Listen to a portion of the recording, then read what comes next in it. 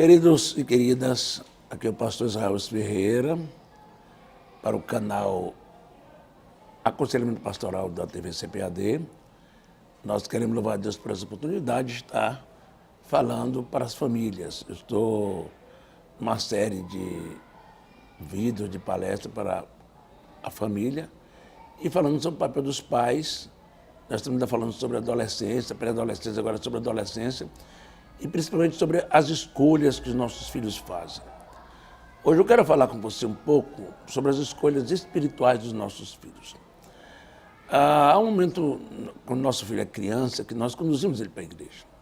Ele vai porque nós somos autoridade total sobre eles e eles são levados na infância.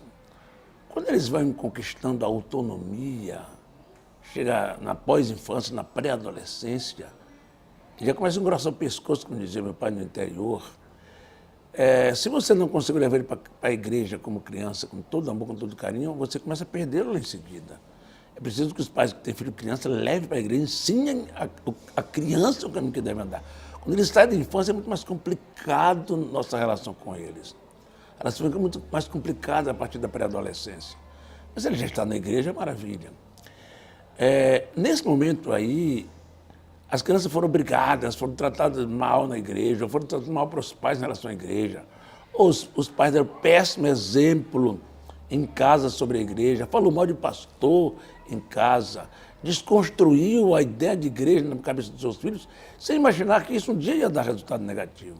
Sem imaginar que falar mal do pastor em sua casa é lançar semente. E os pais às vezes não entendem isso, mas eu fiz tudo certo.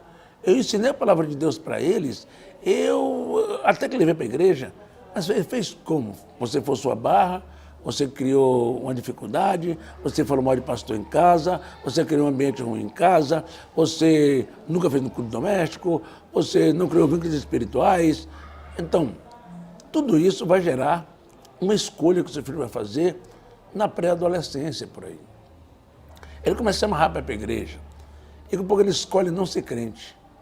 Ou lá adiante escolhe para outra igreja numa sua. Então são coisas bastante interessantes que nós precisamos pensar. Como nossos filhos vão fazer escolhas espirituais? Eles vão fazer baseado no que eles aprenderam na infância. Eles vão fazer baseado na influência dos pais. Eles vão fazer escolha baseada na influência da igreja. Fazer escolha baseada na informação que eles têm da Bíblia Sagrada. Eles vão fazer escolhas baseadas nas coisas positivas ou negativas que eles receberam em relação à igreja, em relação a Deus, em relação a ter pai. Então, se é um pai cruel, mesmo sendo crente, a ideia que ele vai ter de pai, de um Deus que é nosso pai, é a ideia daquele pai cruel, cruento, encrenqueiro. Então, na hora de escolher, tudo isso vai pesar naquela cabeça ainda infantil, tudo isso vai pesar o apego que ele criou à igreja, aí pode se tornar em conversão posteriormente, porque o que acontece que é muito importante lembrar, que a maioria absoluta dos adolescentes, dos pré-adolescentes, criados na igreja, ainda não fizeram sua escola espiritual. Ainda não são crentes ainda. Alguns já gostam muito da igreja e estão à beira de ser uma bênção. Outros tiveram muitas demandas equivocadas, muitos conflitos, e ele já está à beira de deixar a igreja. Alguns estão à beira da conversão e outros estão à beira de ir embora. E esse é o momento de escolher. Não adianta você, pai, não vai conseguir escolher para o seu filho. É uma coisa que só ele decide. Essa decisão dele vem carregada de emoções. Essa decisão dele vem carregada da educação que você deu para ele. Essa emoção dele vem carregada do que os professores da escola dominical fizeram com ele, se ele foi para a escola dominical. Essa decisão dele vai vir carregada de todo um contexto sócio-espiritual, religioso e eclesiástico, que na hora que ele chega, que ele foi criado no evangélico, chega um momento que ele vai escolher o que ele quer para a vida dele. E a escolha pode ser cruel, pode ser que ele não queira mais ir para a igreja. Eu não quero mais não, minha mãe, meu pai e minha mãe. Alguma coisa deu errado na forma que ele foi conduzido. Mas, na hora que ele vai escolher, tudo isso está em jogo, todo o contexto geral, o que aconteceu em casa, na escola, na igreja, para ele escolher agora, eu quero Jesus ou não.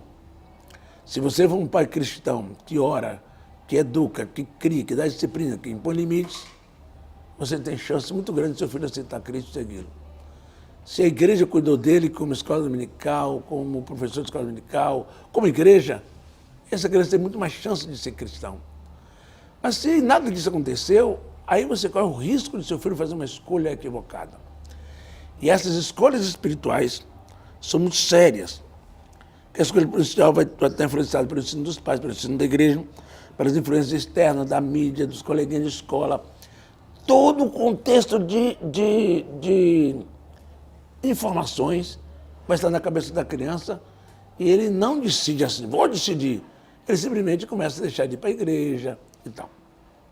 Resultado é, tem muitos filhos de crentes criados no evangelho que estão a benção, filhos de crentes criados no evangelho e que estão perdidos no mundo, filhos de crentes que estão criados no evangelho estão desigrejados, congregando em casa, assistindo pelo YouTube, e tem filho de crente que desviou totalmente, está nas drogas, no pecado, na coisa terrível. A gente não sabe como ele foi mentor, quem foi o mentor dele, quem foi que teve influência na vida dele, se o colega de escola, se o pai, se a mãe. O fato é que para que meu filho faça uma escolha espiritual correta, eu preciso de vir conduzindo ele desde a minha infância nos caminhos do Senhor. Agora, quando de repente começa a ver as crises de abandono da igreja, aí você precisa de um apoio. Aí que entram os conselheiros para apoiar esse pai. Para esse pai ainda reconquistar seu filho, pedir perdão que ele fez de violência, corrigir seus erros ainda.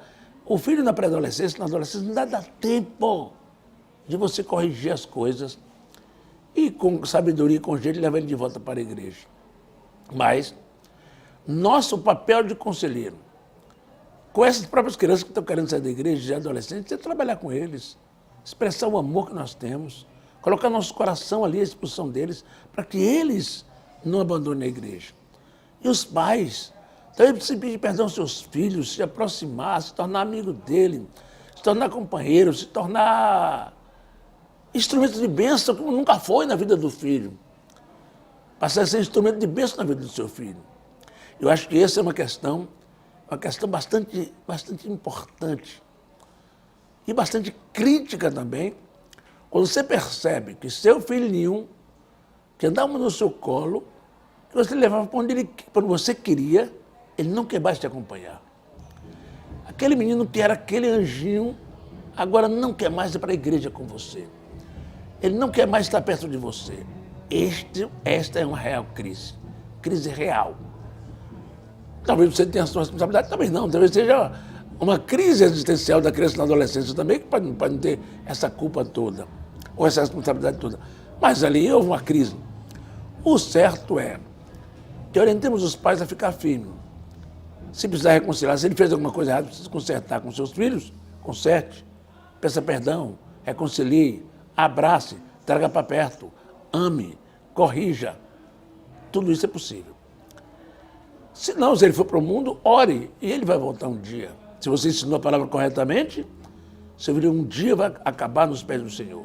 Então eu peço a você que é conselheiro, trabalhe melhor com os pais. Os pastores precisam fazer reunião de pais da igreja, para orientar o pai como lidar com seus filhos à luz da Bíblia, do amor, do cuidado, do carinho que deve ter com seus filhos. É preciso que os pais sejam orientados por conselheiros cristãos na igreja. E se a crise já aconteceu, que os pais trabalhem isso, que os pastores trabalhem isso com os pais que têm os seus filhos desviados, para ensinar como reconquistar, como trazer de volta para casa, como trazer de volta para os pés do Senhor Jesus e como trazer de volta para ser filhos de novo. Porque pais perderam seus filhos. Então, é preciso um trabalho de amor, preciso um trabalho de paz, de sabedoria, de graça, de orientação, um trabalho de aconchego, de acolhimento do pai do seu filho. O seu filho está nas drogas, vai buscá-lo, traz nos seus braços, cuida, sara as suas feridas. E quem vai apoiar isso é o pastor que tem que apoiar seus outros. O pastor que precisa apoiar as suas ovelhas que estão com essa crise. E é preciso algumas coisas básicas no aconselhamento de pais. Primeiro que quem vai aconselhar, seja compassivo, seja misericordioso, tenha compaixão daquele pai que está angustiado. E quando o pai procura a igreja, que o seu filho está em crise, confrontar os pais é o nosso objetivo nesse caso. Presta bem atenção, se você confrontar um pai perguntando a ele, você faz culto doméstico na sua casa? Ele vai dizer que não. Você traz seu filho para a igreja com todo carinho? Ele vai dizer que não. Você fala mal da igreja lá, do pastor, de alguém da igreja? Ele não vai dizer que sim, mas ele fala.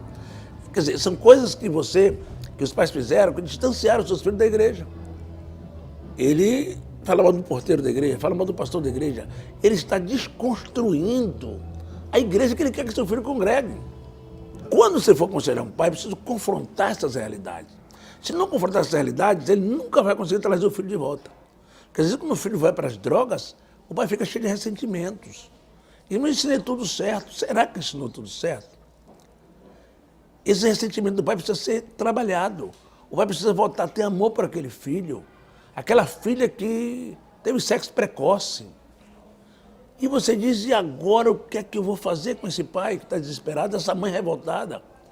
É preciso que os pais entendam que nós pais temos participação em tudo que acontece com nossos filhos. Um pouco mais, um pouco menos. Somos responsáveis por não ter dado o ensinamento correto, não ter imposto os limites corretos, não ter levado para a igreja da forma correta, com amor, levando seu filho para a igreja. Ou nem levou para a igreja, não fez culto doméstico, nunca orou em casa, brigou na presença do filho, destruiu tudo.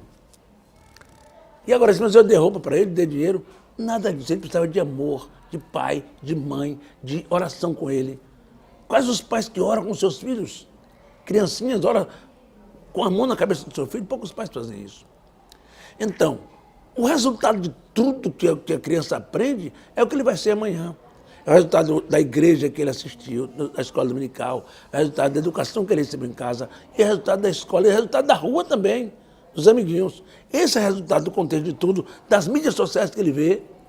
Ele vai ser o contexto de tudo isso. Se o que influenciou mais a vida dele foi o evangelho, foi o culto doméstico, foi o amor de pai e mãe, ele vai ser uma pessoa de Deus excelente. Ele vai permanecer no evangelho. Mas se a influência que ele recebeu do pai foi, pai fala mal de pastor, pai se comporta mal, pai briga com a mãe, não lê a Bíblia, não tem o culto doméstico, não leva o filho para a igreja quando é criança, e depois ele quer que o filho agora seja uma bênção. Nossos filhos são nossas melhores construções. Se você construiu mal, não teve base, não teve alicerce, aí veio o fracasso.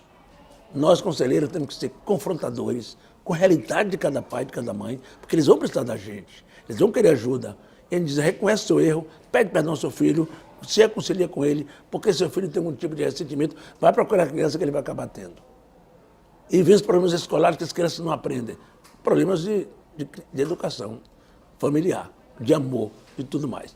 Então eu quero dizer aos conselheiros que essa é uma área muito complicada, principalmente na área espiritual. Como é que eu vou trazer esse menino de volta para Jesus?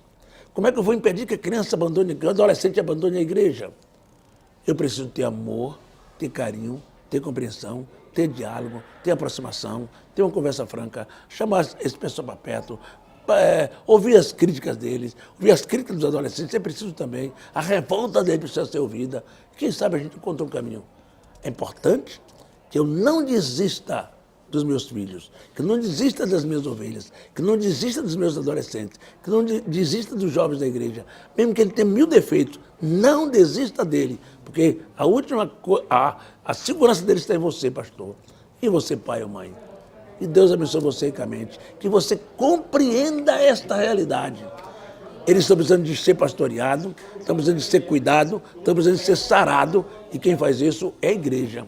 Quando os pais não fazem, a igreja fica com a responsabilidade de cuidar deles. Que Deus te abençoe e te guarde. Que Deus abençoe cada conselheiro nessa tarefa árdua de diminuir a evasão de jovens da igreja.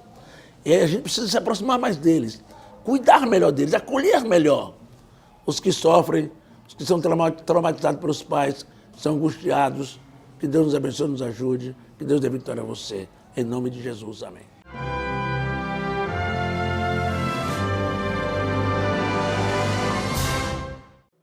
Pentecostalismo, o maior movimento religioso do século XX, analisado de forma simples e clara através do livro Revestidos de Poder. Ao tratar de sua teologia, sua liturgia, o dom de profecia, o batismo no Espírito Santo, entre outros assuntos, este livro se torna uma leitura obrigatória para quem quiser entender o movimento pentecostal. Adquira agora mesmo pelo nosso site cpad.com.br ou pelo 0800 021 7373. Revestidos de Poder, um produto com a qualidade CPAD. Since the beginning of time, man has been fascinated about the end of time. Perhaps more mysterious to us than the story of how this world came to be is the story of how this world will one day cease to be. Travel through the Bible to its last book, the book of Revelation, and we find this riveting story in brilliant detail, played out through the lives of some intriguing characters cast in pivotal roles in the end times drama. Their actions jump from the pages. Their voices cry out to us from the future. And their lives give us pause, yet hope. So, through whose lives is the story of the end of this world told? The agents of the apocalypse.